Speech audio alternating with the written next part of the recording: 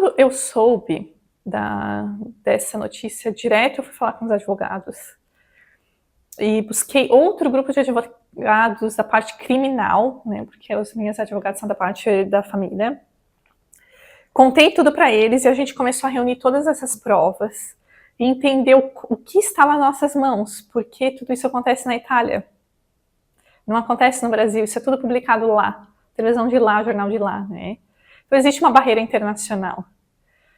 E nós fizemos diversas reuniões e discutimos de várias possibilidades. E a minha posição sempre foi: eu não quero expor essa situação, eu não quero falar. Eu sou uma pessoa bastante privada, sempre fui, né? Agora estou expondo isso muito na mídia. Para me proteger, é uma proteção, né? Mas até então, eu nem tinha mais redes sociais.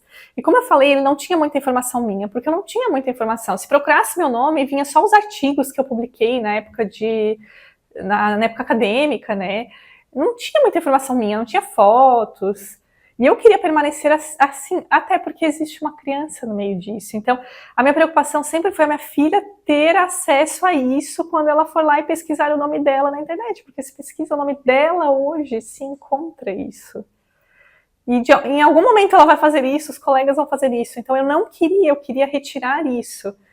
Só que foi criando uma bola de neve, e assim, juridicamente, né, a parte judicial, é complicado lidar quando... Então eu entendo que não é que a justiça não esteja me ajudando, não esteja fazendo justiça, que existem as limitações, né?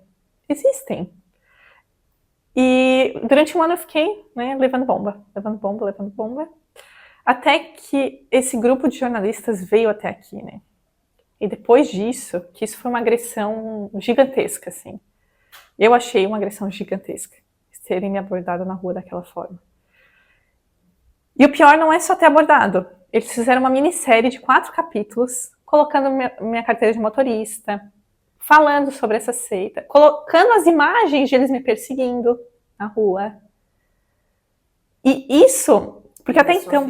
E da minha filha também, só que eles mancharam o rostinho dela, né? Mas da mesma forma mostrou que ela estava ali, né? Porque até então, essas notícias estavam só na Itália. E a gente estava tentando segurar isso lá, para tentar remover através da justiça, né? Porque a gente tem a liminar de remoção já.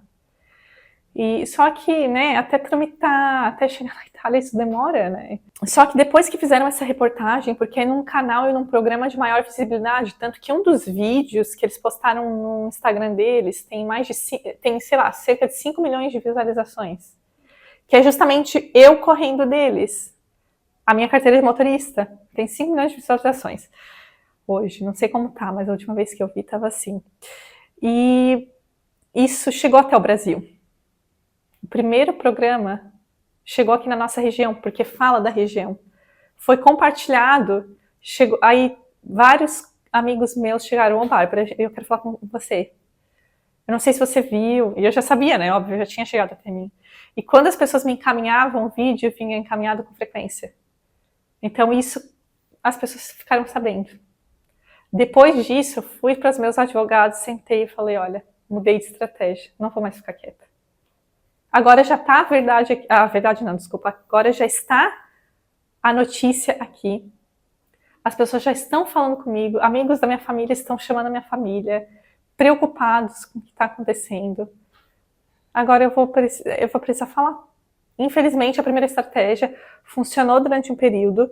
Eu fiquei sempre apreensiva. Imagina o estresse de você receber uma mensagem, né, dizendo: ó, tem mais essa reportagem com a sua foto, a foto da sua filha falando isso, aquilo, que você está extorquindo, que você está isso, que você está fabricando droga, né, um estresse muito grande. Mas eu controlava esse estresse, né, vivia a minha vida. Só que no momento que isso chegou até aqui, eu tive que mudar essa estratégia. Sentei com eles e falei: olha, agora eu vou ter que falar. Infelizmente, por mais de um ano eu tentei ficar quieta e cumpri o meu papel, né, porque não falei para ninguém, não me pronunciava na internet, como se nada existisse, mas agora a gente vai ter que buscar a mídia para rebater essas informações, porque infelizmente já está todo mundo sabendo e eu preciso mostrar a história real, né, o que de fato aconteceu. E aí os meus advogados, eles têm bastante contatos, né, e entraram em contato com o pessoal da Globo. Eles se interessaram em fazer a matéria.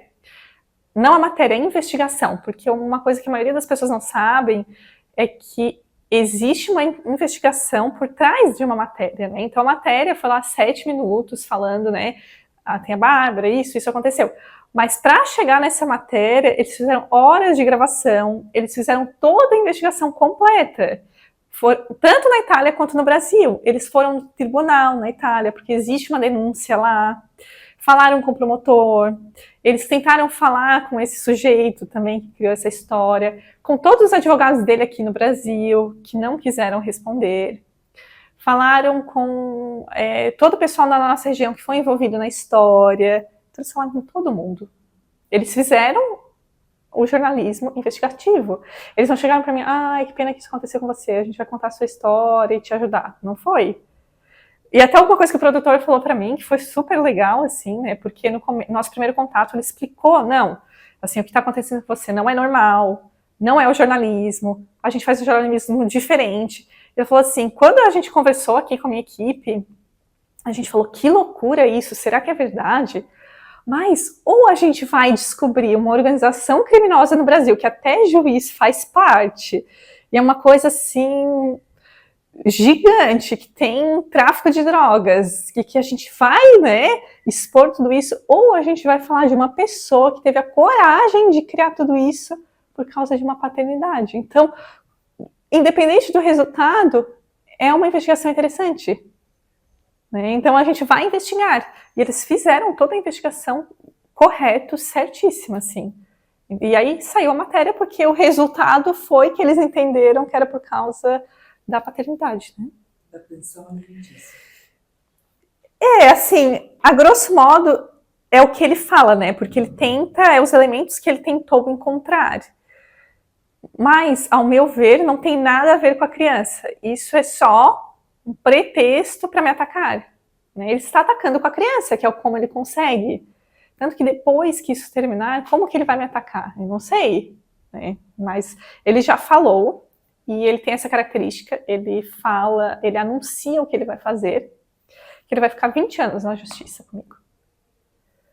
Então, na hora que acabar isso, teremos outros capítulos. Então, para mim, não é a questão da pensão alimentícia. Claro que ele não quer pagar, né? Óbvio. É óbvio que ele não quer registrar essa criança. Não, nunca pagou. Nunca contribuiu, nem durante a gravidez, nada. Para não ser injusta, ele pagou 2 ultrassons e uma série de exames de sangue. Mas ele nunca comprou uma fralda para a criança. Ele nunca viu ela? Nunca viu ela.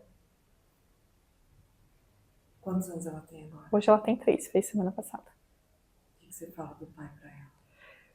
Ela não tem essa concepção, né?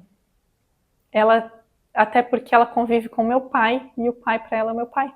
Ela chama meu pai de pai. E ela não tem conhecimento da figura dele, e não faz sentido eu apresentar isso para ela agora. Né? Ele está se retirando, não sou eu. E eu vou explicar para uma criança de 3 anos, não. A figura de pai para ela é uma outra pessoa. Então ela nem questiona, porque ela não sabe. E assim, ela vive na bolha dela, né? E vai continuar assim por muito tempo. É uma coisa que ela não precisa saber agora, não faz sentido, e não é que ele esteja procurando o convívio com ela, né? Ele se retirou, ele se nega.